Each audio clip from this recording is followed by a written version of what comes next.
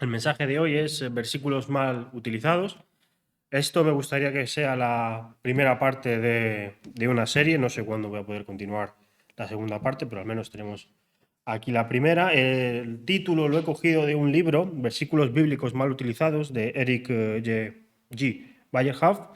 El libro lo compré hace tiempo y me gustó. Obviamente no os voy a leer el libro porque para eso os lo leéis vosotros. Entonces yo solamente pues he cogido los versículos que decía y los vamos a verlos y vamos a hablar un poco de ellos, darles un poco de contexto, porque es muy importante, sobre todo cuando las cosas suenan bonitas y nos bailan a las orejas, pues hay que tener cuidado porque o están incompletas o les falta contexto o nos están engañando. Una de dos. Entonces hay que tener cuidado en ese aspecto. Y estos son pues algunos versículos que me gustaría tratar en esta serie. Si tenéis vuestras Biblias con vosotros, si no tenéis atrás, por si queréis ir viendo a medida que vamos viéndolo. El primer versículo es Mateo 7:1, que os lo leo.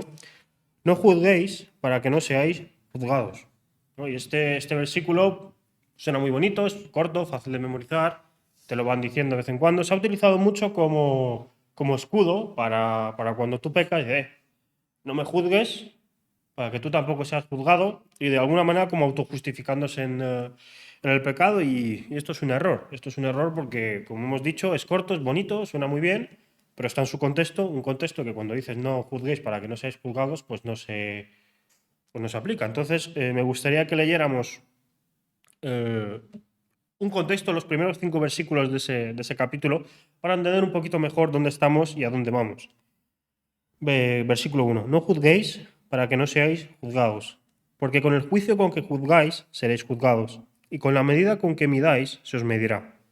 ¿Por qué miráis la paja que está en el ojo de tu hermano, y no echas de ver la viga que está en tu propio ojo? ¿O cómo dirás a tu hermano, déjame sacar la paja de tu ojo, cuando tienes la viga en el tuyo? Hipócrita, saca primero la viga de tu propio ojo, y entonces verás bien para sacar la paja del ojo de tu hermano.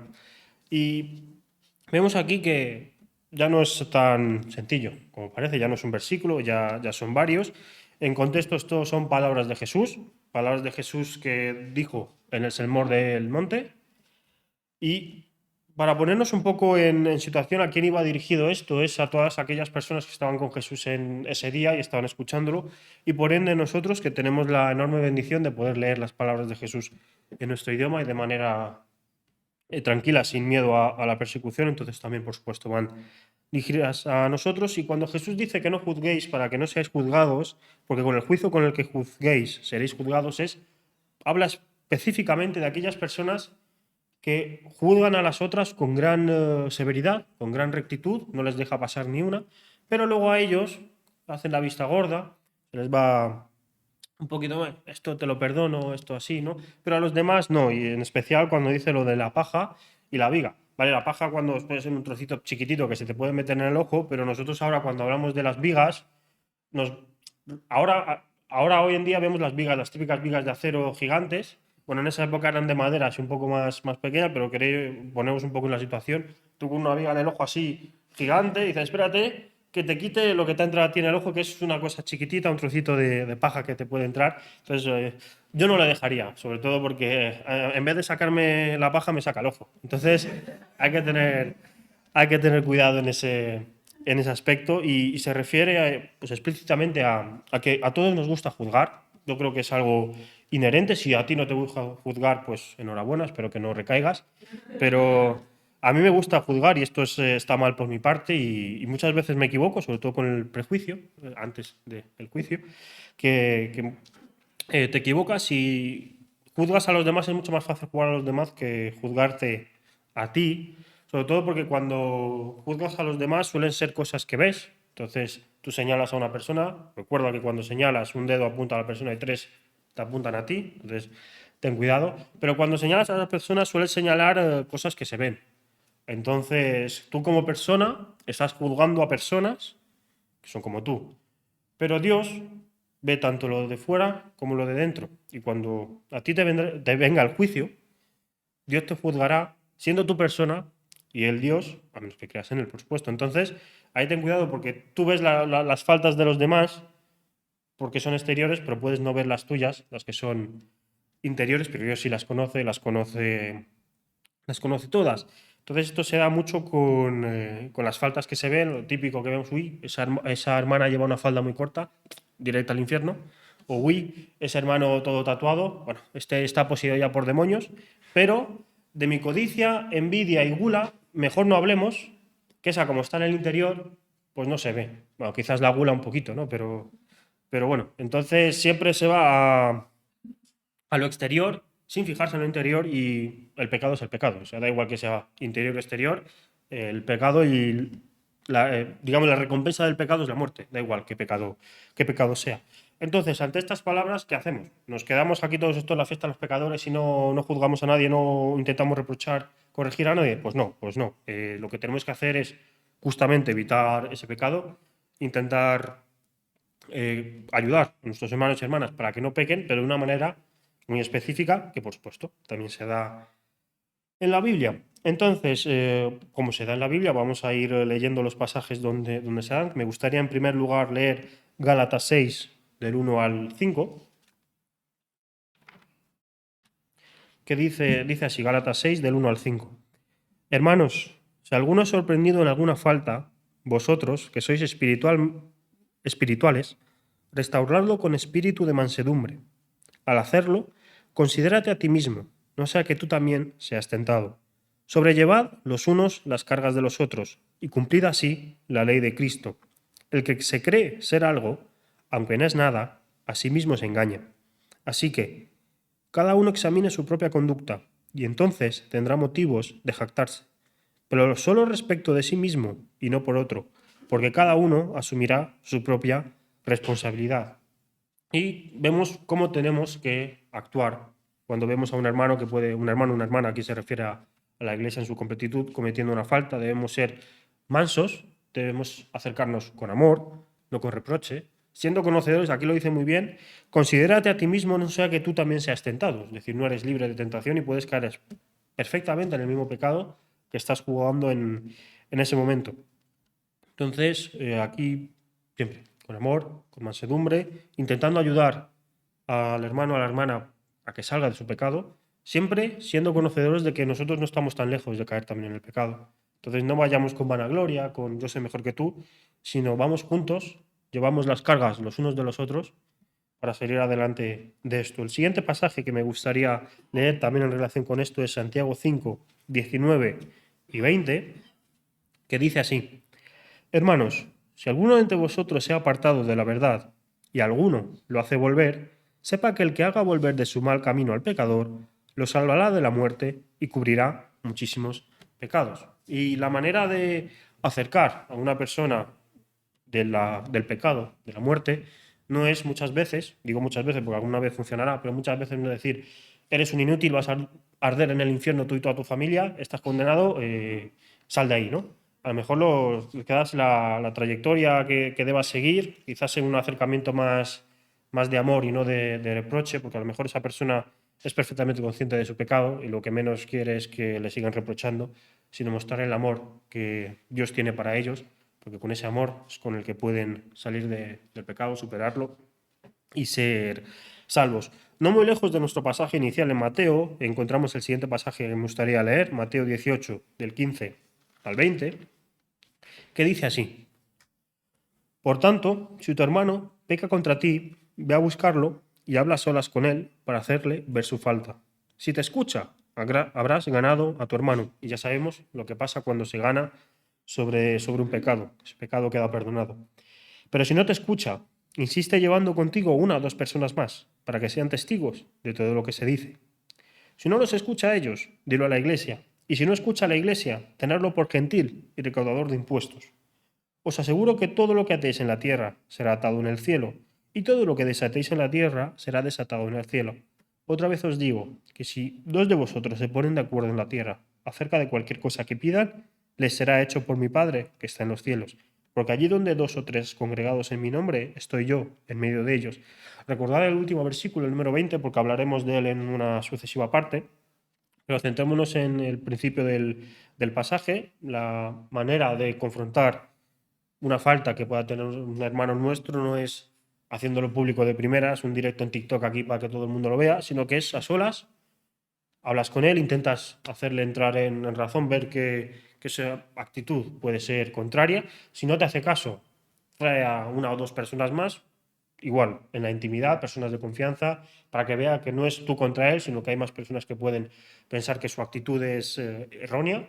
Y si aún así no te hace caso, pues ya delante de la iglesia, para que los hermanos y las hermanas en amor le puedan intentar decir, oye, por favor, esto no es correcto, nosotros te podemos ayudar, Dios te puede ayudar a salir de ahí, no te juzgamos nosotros por tu pecado, no somos mejores que tú, pero podemos ayudarte a superarlo.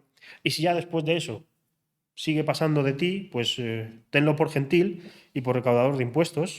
Gentil, si vamos a algún diccionario bíblico, vemos que se refiere a cualquier persona que no pertenece al pueblo de Dios. Nosotros, eso en el Antiguo Testamento se daba a cualquier persona que no fuera judía. Ahora sabemos que con el Nuevo Testamento y el pacto con Jesús, cualquier persona puede formar parte del reino de Dios. Entonces, cuando se refiere a gentil, se refiere a una persona que de manera voluntaria ha decidido no creer en Jesús como su Salvador y que lo ha decidido abandonar.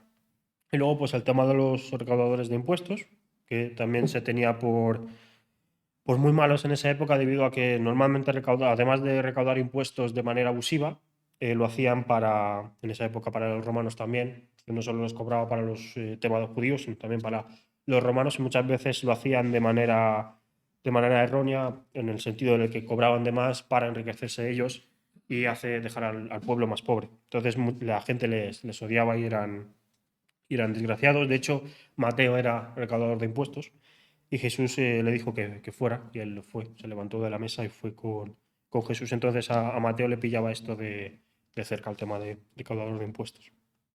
Entonces, después de haber visto cómo actuar, cómo enfrentarnos al pecado que pueda haber entre nosotros, de una manera mansa, humilde, con amor, intentando ayudar a que salga del bache, porque al final todos acabaremos entrando en uno o más baches. Alguno hasta se tropezará con la misma piedra, varias veces, y no solo dos. Pero estamos aquí para ayudar a unos a otros, llevar las cargas unos a otros, para poder superar el pecado y ser más santos. No porque eso nos vaya a llevar con Dios, porque nada de lo que hagamos en esta tierra nos pueda acercar un poquito más o no a Dios, sino para que se vea como ejemplo nuestra vida y como Dios nos mejora. Este sería el primer versículo. Ahora vamos a pasar al segundo versículo. Este versículo, al leerlo y estudiarlo, me dolió más porque este me gustaba más que el primero, que es Jeremías 29, del 11 al 13, que dice así: Porque yo sé los pensamientos que tengo acerca de vosotros, dice el Señor, pensamientos de paz y no de mal, para daros el fin que esperáis. Esto también es un pasaje un poco más largo que el primer versículo, que igual, si nos gusta porque suena muy bien, Dios nos quiere dar paz, bienestar, felicidad, no planes de calamidad, no planes de maldad, no planes de sufrimiento, y lo único que tenemos que hacer es volvernos hacia Él. Pero bueno, esto lo he dicho, igual que el primero, le falta contexto, suena muy bien, suena muy rápido, pero le falta contexto, así que, y en este caso voy a tener que leer el capítulo entero, capítulo 29, para dar un contexto más preciso, entonces vamos con ello. Jeremías 29.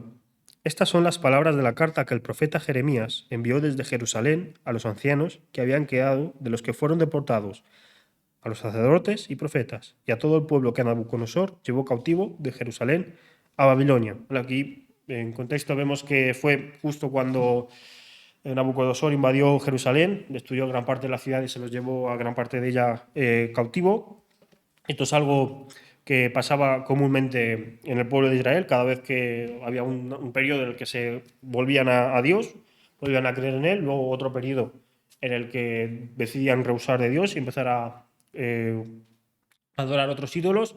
Entonces recibían el susodicho castigo. En este caso, pues fue la invasión de Babilonia, de Nabucodonosor, y les llevó cautivos.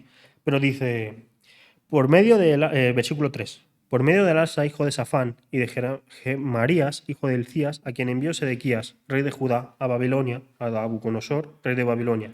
La carta decía: Así ha dicho el Señor de los ejércitos, Dios de Israel, a todos los de la cautividad que hice deportar de Jerusalén a Babilonia. Edificad casas y habitadlas, plantad huertos y comed del fruto de ellos, casaos y engendrad hijos e hijas, dad mujeres a vuestros hijos y dad maridos a vuestras hijas, para que tengan hijos e hijas. Multiplicaos allá y no disminuyáis. Procurad la paz de la ciudad a la cual os hice deportar, y rogad por ella al Señor, porque en su paz tendréis vosotros paz. Porque así ha dicho el Señor de los ejércitos, Dios de Israel: no os engañen vuestros profetas que están entre vosotros, ni vuestros adivinos, ni hagáis caso de los sueños que sueñan, porque falsamente os profetizan en mi nombre. Yo no los he enviado, ha dicho el Señor, porque así ha hablado el Señor. Cuando en Babilonia se cumplan los 70 años, yo os visitaré y despertaré sobre vosotros mi buena palabra, para haceros volver a este lugar, porque yo sé los pensamientos que tengo acerca de vosotros, dice el Señor, pensamientos de paz y no de mal, para daros el fin que esperáis. Entonces me invocaréis, vendréis y oraréis a mí, y yo os escucharé. Me buscaréis y me hallaréis, porque porque me buscaréis de todo vuestro corazón. Seré hallado por vosotros, dice el Señor. Haré volver a vuestros cautivos. Os reuniré de todas las naciones y de todos los lugares a donde os arrojé, dice el Señor. Y os haré volver al lugar de donde os hice llevar. Aquí, luego podéis, si queréis, continuar leyendo el pasaje. El pueblo de Dios está cautivo en Babilonia. Se los han llevado cautivos. Entonces, en épocas difíciles siempre hay gente que le gusta pues, decir lo que la gente quiere escuchar. Uno de estos casos era... el nombre, que no me equivoqué. El nombre...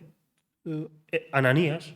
No me equivoqué. Ananías, que decía a la gente lo que la gente quería escuchar, mientras Jeremías decía: mirad, aquí vais a estar 70 años. El Señor dice que os acostumbréis a la situación, que os caséis, que no os quedéis aquí como si nada, seguid haciendo una familia, cultivando frutos para que podáis comer, hacer vuestras casas, casaros, tener hijos, descendencia y demás. Ananías les decía todo lo contrario. Le decía: mira, esto va a ser 2 años, no os hagáis nada, en 2 años nos hemos pirado de aquí y volvemos a Jerusalén, no os preocupéis. Entonces, claro, la gente, pues obviamente, le gustaba más de Ananías que de Jeremías. Pero esto es como la vida misma. Yo personalmente detesto a los aduladores, sobre todo porque no son muy útiles si quieres prosperar. Me refiero, yo, por ejemplo, cuando, a lo mejor es algo personal, pero yo cuando tengo una idea y se la cuento a las personas de confianza, yo lo que quiero no es que me digan lo buena idea que es, pues yo ya lo sé porque es mía, ¿no? Pero quiero que me digan justo lo contrario, ¿no? Había expresiones cuando era pequeño que me gustaban mucho, que eran, por ejemplo, eres tonto, persigues coches aparcados. Y había otra que he leído recientemente y me alegra que se siga utilizando, es eres tonto, masticas agua. Entonces, yo lo que quiero es que me digan eso cuando digo una idea. Yo que quiero no es que me digan lo buena idea que es, sino que me la intenten contrariar, me la intenten criticar para saber si de verdad es una buena idea o no. O sea, yo no quiero aduladores, quiero contrarios a mí, porque si son contrarios a mí tendré que defender mi idea. Y si mi idea no es defendible es que nunca fue una buena idea y estuve equivocado. Entonces, algo así nos puede pasar en nuestra vida. O sea, aduladores siempre tendremos, siempre habrá gente que nos dirá lo que queramos oír, pero muchas veces, y desafortunadamente, eso no es la verdad. Entonces, viviremos una mentira y luego nos daremos de golpes contra todo y nos quejaremos de por qué nos damos golpes contra todo. Jeremías decía justamente lo contrario. Y además, vamos a ir analizando un poco lo que decía Jeremías, no línea a línea, pero sí contexto a contexto. En primer lugar, les dice que van a estar aquí 70 años. Es una promesa de Dios que después de 70 años les librará, pero que van a estar aquí 70 años. Eso significa que muchos de los que a los que Jeremías hablaba no iban a estar dentro de 70 años. La esperanza de vida no era tan grande como ahora. Y de hecho, ahora, si os digo algo a 70 años, muchos de nosotros ya no estaremos aquí dentro de 70 años. Y van a morir. Entonces, era una promesa que no se cumpliría para los que escuchan, sino para sus descendientes. Por eso está énfasis en que se siguieran casando y siguieran teniendo hijos. Les dice que, y esto es extremadamente complicado, especial para mí, que decía que oraran por sus gobernantes para que tuvieran prosperidad y paz. Ellos, porque si ellos tenían prosperidad y paz, el pueblo de Israel, aún así, digamos, invadido y iban a tener ellos también prosperidad. Y esto es muy difícil, porque tú imagínate, ahora me tengo que poner a orar por Pedro Sánchez. O sea, estás tú. Pero es así. Es muy difícil, pero tenemos que orar por nuestros gobernantes, lo dice así la Biblia. sea cual sea, nos guste más o nos guste menos, porque si al mundo le va bien, nosotros también formamos parte del mundo, a nosotros también nos irá bien. O sea, yo no entiendo la gente que quiere que al mundo le vaya mal, pero a ellos le vaya bien. O sea, yo, que a todo el mundo le vaya bien, porque yo formo parte del mundo, entonces, por ende, a mí también me irá bien. O sea, la gente que había, lo dijo en una iglesia rumana que hablaba sobre cómo son los rumanos, que en ese aspecto considero que también son parecidos a los españoles. Era un cuento, o sea, no basado en hechos reales, nada. Estaba una persona que subía para el cielo y estaba ahí, creo que es San Pedro, quien está. En teoría está Pedro ahí en la puerta, bueno, eso habría que discutirlo, pero está Pedro en la puerta y dice, mira, le dice a la persona, ¿qué quieres que te haga? Lo que te haga a ti, a tu vecino, le haré el doble. Entonces la persona se queda pensando y dije, pues mira, quítame un ojo. Entonces, vemos aquí la maldad de la gente, o sea, yo qué sé, yo hubiera pedido, pues dame 1.000.000 de euros y a otra persona le damos, pues ¿y qué más me da? O sea, yo ya tengo 1.000.000 de euros, ¿qué más me da que a la otra persona le vaya mejor que a mí? Si yo ya estoy bien, pero es la naturaleza humana. Entonces, tenemos que orar también por nuestros gobernantes. Esto es complicado y me lo tengo que aplicar bastante a mi vida. Entonces, vemos aquí ya un poquito mejor el contexto. Ahora, si volvemos a leer los versículos, ya nos cambia un poco la mentalidad, ¿no? Dice, porque yo sé los pensamientos que tengo acerca de vosotros, dice el Señor, pensamientos de paz y no de mal, para daros el fin que esperáis. Entonces me invocaréis, vendréis y oraréis a mí, y yo os escucharé. Me buscaréis y me hallaréis, porque me buscaréis de todo vuestro corazón. Que ya vemos que esto es un mensaje para el pueblo de Israel, en un momento concreto de su historia, que si queremos aplicarlo a nuestra vida de manera literal, pues leer un par de versículos más arriba, porque os toca 70 años de sufrimiento y cautiverio, y luego ya después de eso, si queréis, os viene el versículo 11 al 13.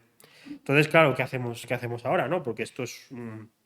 inevitablemente a todos nos gustan los versículos aquí leídos y cuando los leemos y nos lo cuentan así, siempre pensamos en, pues qué bien, ¿no? Beneficios materiales, bendiciones materiales, qué bien me va a ir, Dios me quiere, pero muchas veces eh, creer en Dios no viene, o la mayoría de las veces, relacionado con bienes materiales, y ahora discutiremos sobre ellos. Hoy se ha hablado mucho de Romanos 8:28, que es, también podríamos considerar un versículo mal interpretado porque a la gente le gusta omitir una palabra o cambiarla. Dice, eh, bueno, lo voy a leer porque no quiero parafrasear, quiero ser preciso en la lectura. Romanos 8:28. Estoy leyendo la versión Reina Valera 2020, pues eso a lo mejor quizás os difiere un poco de la 60. 8:28. Y sabemos que a los que aman a Dios todas las cosas les ayudan a bien, es decir, a los que son llamados conforme a su propósito. Les ayudan a bien, no les va bien, que es distinto. Es decir, todo lo que te pase, bueno o malo, te ayuda a bien, no todo lo que te pase va a ser bueno, porque es distinto. Entonces a la gente ahí le gusta decir simplemente, pues te va a ir bien, y esto, cosa que no es verdad. Y también decir a los que son llamados conforme a su propósito. A lo mejor tu propósito no es el cumplir tu sueño, el que tú quieras, sino puede ser otro, tan fácil o tan sencillo como ayudar a tu vecino a que pueda conocer al Señor. Y eso es más importante que cualquier cosa que tú puedas imaginar. Entonces, vemos esto, vemos que nos ayuda bien, sabemos que Dios quiere nuestra prosperidad, pero no necesariamente nuestra prosperidad material. Huyamos de aquellos que nos dicen que tengamos que hacer esto o esto y esto, y Dios nos recompensará materialmente, porque eso, lo primero, no es bíblico, y lo segundo, posiblemente nos esté engañando, tenga algún beneficio material que chupar de nosotros. Entonces, tengamos cuidado de ello, porque Dios no necesita nuestro dinero. O sea, Dios estaba antes de nosotros y estará después de nosotros. O sea, no nos creemos más importantes de lo que lo somos, desafortunadamente. Entonces, al igual que en el versículo anterior debemos actuar con humildad, amor, aquí también debemos actuar con humildad y amor, confiando plenamente en Dios, en que Él tiene planes de prosperidad para nosotros, no necesariamente materiales, pero sí prosperidad espiritual, que la mayoría de las veces, si no todas, es mucho más importante que tener una gran mansión vacía o un yate vacío también porque no tienes a nadie y espiritualmente estés solo. Él tiene planes de prosperidad para nosotros a nivel espiritual. A nosotros los que le amamos y confiamos en Él, sabemos que Él nos va a llevar consigo al cielo. Entonces, confiemos en Él. Estas palabras que dicen planes de bien para nosotros son planes de bien 100% a nivel espiritual, material, no lo sé, no sé los planes de Dios. Aquí yo simplemente quiero ser un mandado de Dios, nada más, no me sé sus planes, no considero que tenga el suficiente conocimiento como para saberlos y creo que me queda bastante grande, entonces yo simplemente digo lo que Él quiere, o espero que quiera decir por mí, que es que confiemos en su palabra, tengamos siempre en mente que estemos donde estemos, Él está con nosotros, que sus planes son para bien, no necesariamente para bien en esta vida de lo que el mundo quiere como bien, sino lo más importante que es a nivel espiritual. Y con esto quiero recapitular, nos acercamos ya al final. Hemos visto 2 versículos, no sé cuándo, pero espero poder volver a continuar con esta serie y ver más versículos que se han interpretado mal. Uno de ellos, si queréis, os lo dejo de deberes, es el que no trabaja, que no coma. O sea, si lo buscáis en la Biblia, buena suerte porque no está así, le falta una palabra importante, entonces si lo buscáis tal cual lo he dicho, no lo vais a encontrar. Estudiarlo mejor porque es importante esa palabra que falta. Entonces a lo mejor lo podemos ver en otro domingo si Dios quiere. Me gustaría recopilar lo que hemos aprendido en esta primera parte. En primer lugar, hay que tener mucho cuidado con los versículos que nos van soltando así. Hay que tener mucho cuidado, pues suelen ser versículos que acarician la oreja, que están muy bien, pero que o les falta contexto o les falta palabras, que es mucho más grave. Y nos gusta, nos anima y demás, pero siempre hay que verlos en su contexto y estudiarlos. Ahora tenemos muchísima información en Internet, podéis mirar sin problemas y no preguntar. Igual que estamos aquí en la iglesia para ayudarnos a superar pecados, también estamos para ayudar a aprender. Entonces aquí nadie es más listo que nadie. Entonces estamos aquí juntos para aprender. Si tenéis alguna duda, algún versículo, estamos encantados aquí para ayudaros. Y es eso, tener siempre en cuenta, cuidado con lo que nos suena bien, pero que a lo mejor en su interior está podrido.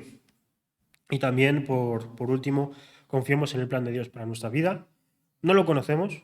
Nuestra vida pues, tiende a ser larga con bifurcaciones, pero el Señor, desde antes de nosotros nacer, ya sabía el plan que tenía para nosotros. Confiemos en Él. Sepamos que todo lo que nos pasa, nos guste o no, y nos pasarán más cosas malas que buenas, pero las buenas merecen la pena. Confiemos en Él, pase lo que nos pase, Él nos hace más fuertes y si queremos estar con Él nos hará más fieles a su palabra por cada golpe que recibamos. Y me gustaría terminar con una frase que escuché y me gustó mucho, no sé de quién es, desafortunadamente, pero me gustaría decirla. Ora no hasta que Dios te oiga, sino hasta que tú oigas la voz de Dios. Cuando oramos muchas veces pedimos lo que a nosotros nos interesa, sin pensar en lo que Dios quiere para nosotros. Entonces tenemos nuestra voluntad y la de Dios y no cuadran. Entonces, por supuesto, la de Dios prevalece, entonces la nuestra se va para abajo. Pero cuando pedimos al Señor que se haga su voluntad en nuestra vida, las dos voluntades se unen, entonces prospera, por supuesto, la voluntad de Dios, que como es la misma que la nuestra, pues prosperaremos también nosotros. De nuevo, no en el ámbito material, no quiero que lo llevemos por ahí porque estaríamos equivocados, sino en el ámbito para hacernos mejores en Dios. Y bueno, esto ha sido todo. Muchas gracias. Me gustaría terminar con oración. Padre nuestro que estás en los cielos.